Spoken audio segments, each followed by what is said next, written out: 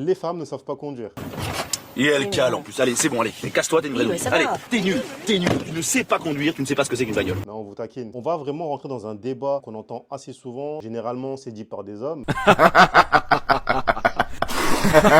On va rentrer un peu plus en détail vraiment sur ces clichés-là. Les femmes ne savent pas conduire, elles accrochent leur voiture, elles font des accidents, elles ont du mal à passer l'embrayage, elles calent. Vraiment tous les clichés qui vont avec l'automobile purement machistes. Donc nous, on s'est dit, on va rentrer en détail directement pour vraiment briser ce stéréotype sur les femmes. Là, on va rentrer directement dans les chiffres et parler des statistiques. 84% des accidents mortels sont causés par les hommes. 95% des délits routiers sont aussi causés par les hommes. 67% des retraits de points, c'est aussi par les hommes. Donc, il faut voir que dans le pourcentage, on voit très peu les femmes. En termes de mécanique, beaucoup moins de femmes s'y connaissent en mécanique. Mais il faut savoir, aujourd'hui, il y a beaucoup de femmes qui prennent l'initiative de s'inscrire à des formations pour pouvoir avoir accès à toutes ces connaissances qui leur seront bien utiles sans forcément passer par quelqu'un de leur famille. Les femmes cherchent vraiment l'autonomie. On va un peu plus rentrer vraiment dans l'histoire de l'automobile. On va parler de la Formule 1. Maria Teresa Filippi, c'est la première femme à avoir participé à une grande compétition de Formule 1 en 1958, ce qui montre aussi que déjà à l'époque, les femmes avaient ce goût-là pour les voitures. Et surtout, c'est des voitures de compétition qui roulent à des kilométrages très élevés